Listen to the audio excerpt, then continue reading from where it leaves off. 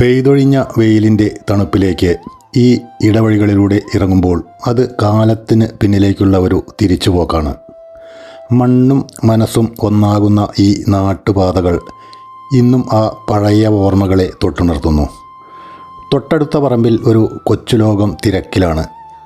മണ്ണ് ചികഞ്ഞും പരസ്പരം കൊക്കിക്കൊണ്ടും നടക്കുന്ന ഈ കോഴിമക്കളും അവയുടെ കുസൃതികളും പണ്ട് നമ്മുടെ തൊടികളിലെ നിത്യക്കാഴ്ചകളായിരുന്നു. യന്ത്രവൽകൃതമായ ഈ പുതിയ കാലത്തും മാറാത്ത ഗ്രാമീണ സൗന്ദര്യം.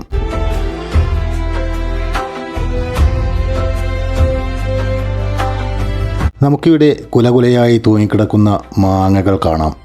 വെറും 3 വർഷം മുൻപാണ് ഈ കാട്ടിമോൻ മാവ് ഇവിടെ നട്ടത്. ഇന്നിതാ മനസ്സ് നിറയ്ക്കുന്ന കാഴ്ചകളുമായി അത് കായ്ച്ചു നിൽക്കുന്നു.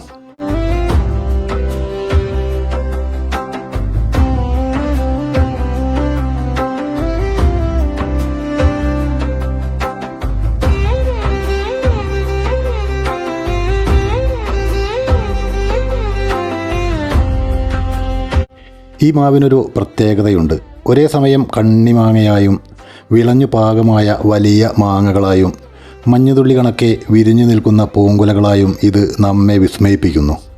പ്രകൃതിയുടെ അത്ഭുതങ്ങൾ ഒരേ കൊമ്പിൽ വിരിയുന്ന കാഴ്ച. മാറ്റങ്ങൾ പ്രകൃതിയിലും സ്വാഭാവികം മാത്രം.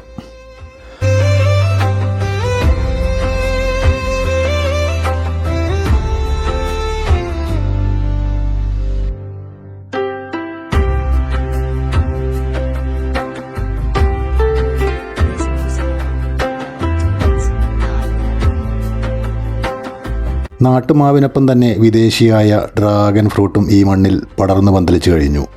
ഈ കായ്കൾ പറമ്പിലെ പുതിയ അതിഥികളാണ്.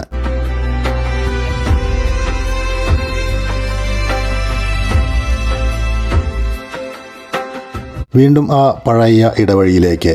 ദൂരെ ആ ഓടിട്ട വീട് കാണുമ്പോൾ മനസ്സിൽ പഴയ ബാല്യകാലം വിരുന്നെത്തും. ഈ വഴികളിലൂടെ നടന്നു പോകുന്ന ഓരോ മുഖങ്ങളിലും ആ ഗ്രാമീണ നിഷ്കളങ്കത ഇന്നും ബാക്കിയുണ്ട്.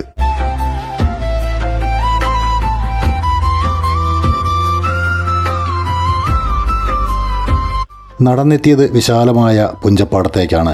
കൊയ്ത്തു കഴിഞ്ഞ പാടം ഇപ്പോൾ കുട്ടികൾക്ക് വലിയൊരു കളിമുറ്റമാണ്. വെക്കേഷൻ കാലത്തെ ആവേശവും ആരവങ്ങളും ഈ പാടവരമ്പുകളെ വീണ്ടും ഉണർത്തുന്നു. ഫുട്ബോൾ ആവേശത്തിൽ മതിമറക്കുന്ന നാളത്തെ തലമുറ.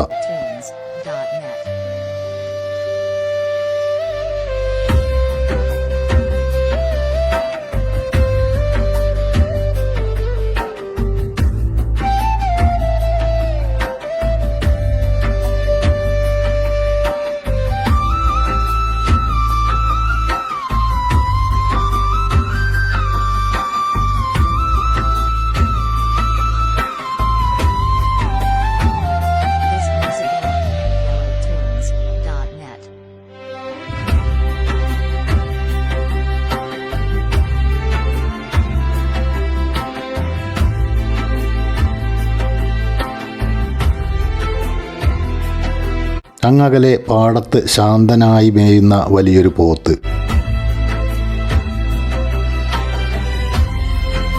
ആവേശത്തോടെ ഫുട്ബോൾ കളിക്കുന്നവർക്കിടയിലൂടെ ദൂരേക്ക് നോക്കിയാൽ മറ്റൊരു കാഴ്ച കാണാം.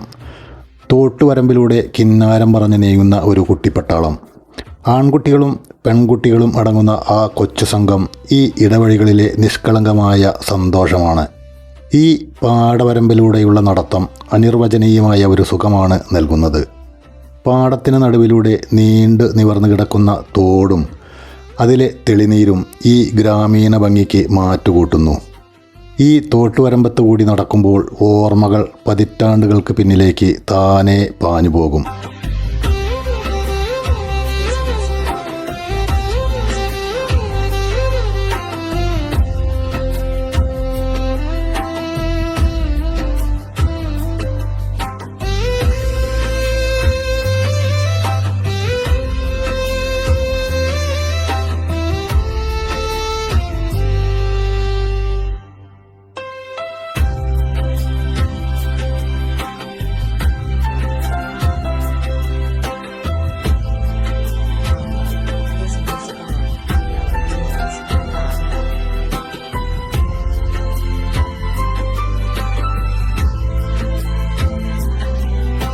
അസ്തമയ സൂര്യൻ്റെ കിരണങ്ങൾ ഏൽക്കുമ്പോൾ ആ കാഴ്ചയ്ക്കും ഒരു പ്രത്യേക ഭംഗിയാണ്.